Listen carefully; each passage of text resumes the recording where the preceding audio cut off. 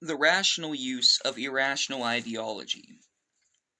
Some writers stress the, quote, irrational features of fascism. By doing so, they overlook the rational political economic functions that fascism performed. Much of politics is the rational manipulation of irrational symbols. Certainly, this is true of fascist ideology, whose emotive appeals have served a class control function. First, there is the cult of the leader. In Italy, Il Duce. In Germany, Der Führerprinzip. With leader worship, there came an idolatry of the state. As Mussolini wrote, quote, "The fascist conception of life stresses the importance of the state and accepts the individual only in so far as his interests coincide with those of the state." Unquote. Fascism preaches the authoritarian rule of an all-encompassing state and a supreme leader. It extols the harsher human impulses of conquest and domination, while rejecting egalitarianism, democracy, collectivism, and pacifism as doctrines of weakness and decadence. A dedication to peace, Mussolini wrote, quote, "is hostile to fascism." Unquote. Perpetual peace, he claimed in 1934, is a, quote, "depressing doctrine.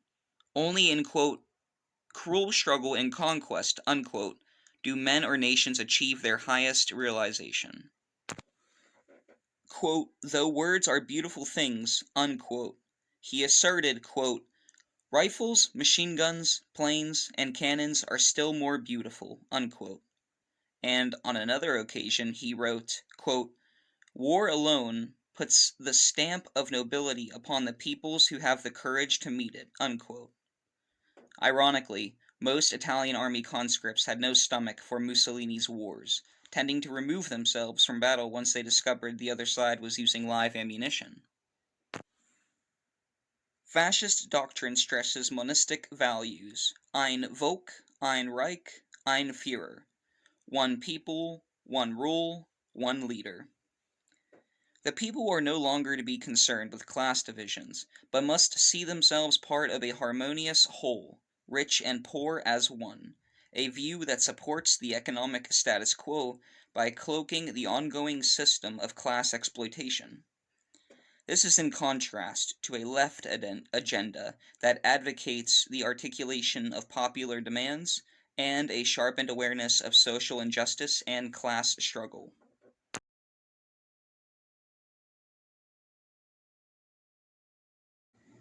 This monism is buttressed by atavistic appeals to the mythical roots of the people.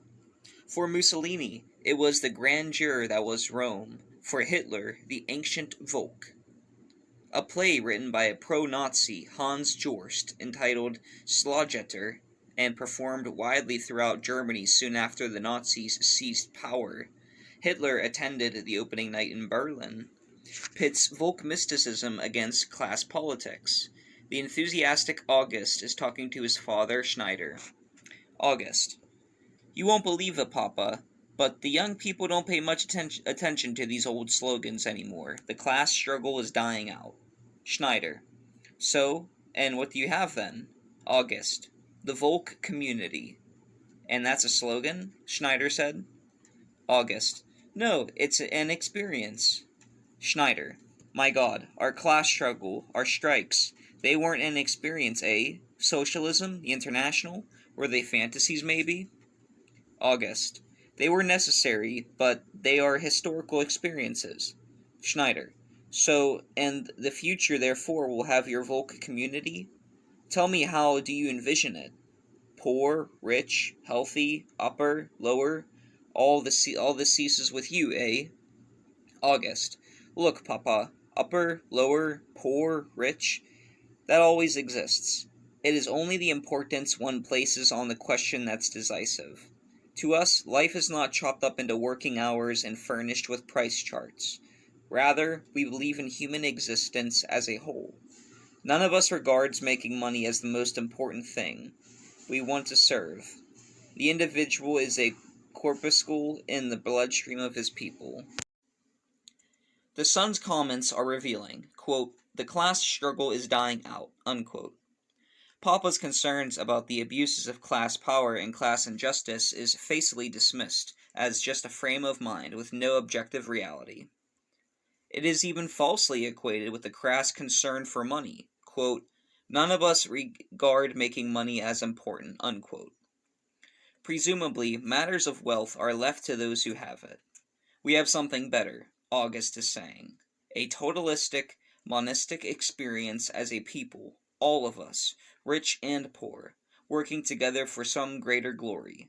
Conveniently overlooked is how the, quote, "glorious sacrifices are borne by the poor for the benefit of the rich." The position enunciated in that play and in other Nazi propaganda does not reveal an indifference to class. Quite the contrary, it represents a clean awareness of class interests, a well-engineered effort to mask and mute the strong class consciousness that existed among workers in Germany. In the crafty denial, we often find the hidden admission.